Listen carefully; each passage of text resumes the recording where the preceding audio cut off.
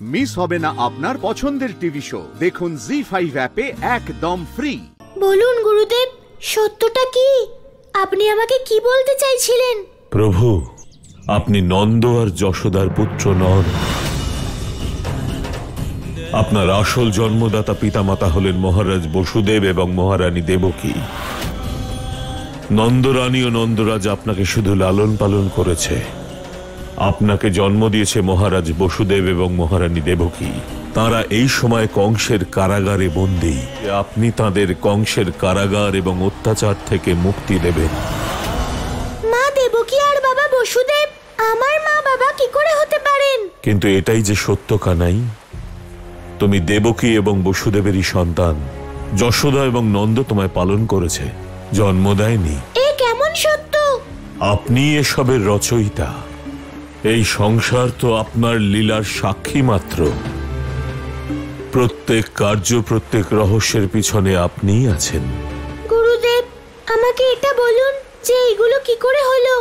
দেবকী বসুদেবের কোলে আপনার জন্ম কংসকে বিনাশ করবার জন্যই হয়েছে। যদি আমার জন্ম কংসকে বিনাশ করার জন্য হয়, তাহলে আমি এখনো ওকে বিনাশ করিনি কেন? এই রহস্য আপনার মধ্যেই নিহিত। কি রহস্য গুরুদেব? এর পিছনেও আপনারই লীলা ছিল। আপনি চাইলে প্রথম পুত্র হিসেবে জন্মগ্রহণ করে দেবকী ও বসুদেবকে উদ্ধার করতে পারতেন, কিন্তু আপনার প্রত্যেক কাজের পিছনে একটি লীলা নিহিত থাকে। আর আপনি দেবকীর গর্ভে অষ্টম পুত্র হিসেবে জন্ম নেন। কিন্তু প্রথম 6টি সন্তানকে কীর্তিমান সুসেন ভদ্রসেন, ঋজু সংমর্দন ভদ্র, এদের সবাইকে ব্রহ্মার অভিশাপ থেকে মুক্ত করার ছিল। কারণ ব্রহ্মাদেবের অভিশাপ অনুযায়ী তাদের উদ্ধার কোন অসুরের হাতেই হওয়ার ছিল। আর বড় মা রোহিণীর গর্ভে সপ্তম সন্তান রূপে বলরামের জন্ম হয়। এ আপনি কি বলছেন গুরুদেব? হ্যাঁ প্রভু, বলরাম আপনার নিজের দাদা। তারপরেই অষ্টম সন্তান হিসেবে আপনি দেবকীর গর্ভে জন্মগ্রহণ করেন। এবার আমাকে কি করতে হবে? আমি বুঝতে পেরেছি। এবার সেই সময় এসে গেছে যখন আমি কংসের বিনাশ করে ওর কারাগার থেকে আমার মা বাবাকে মুক্ত করব। প্রভু, যখন আপনি সিদ্ধান্ত নেন তখন কে তাকে খণ্ডন করতে পারে? কিন্তু প্রভু, কংসের বিনাশের আগে আপনাকে সেই সমস্ত বিদ্যা, সেই 64 কলা গ্রহণ করতে হবে যা এই ধর্মযুদ্ধে আপনার অত্যন্ত প্রয়োজন, যা দিয়ে আপনি কংসের আসরিক শক্তির বিনাশ ঘটাতে পারবেন। এ আপনি কি বলছেন গুরুদেব? আমার মা বাবা কংসের কারাগারে রয়েছে।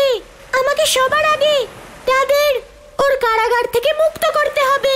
পুত্র রূপে আপনার এই উদ্দেশ্যকে আমি বুঝতে পারছি প্রভু, কিন্তু আপনার পিতামাতা এই সংসার থেকে সমস্ত আসরিক শক্তি বিনাশ করবার ব্রত নিয়েছেন। কংসের বিনাশের জন্য এত বছর তারা যে কষ্ট স্বীকার করেছেন, সেই ত্যাগ ও তপস্যার ফল তখনই পাবেন যখন আপনি 64 কলার শিক্ষা লাভ করবেন। কারণ মা দেবকী ও মহারাজ বসুদেব সেই কৃষ্ণের অপেক্ষায় রয়েছেন যে সর্ববিদ্যায় পারদর্শী, যে সংসারে আবার ধর্ম স্থাপন করতে সক্ষম, যে শুধুমাত্র তাদের পুত্র নয়, যে হলো পরম অবতার শ্রীকৃষ্ণ।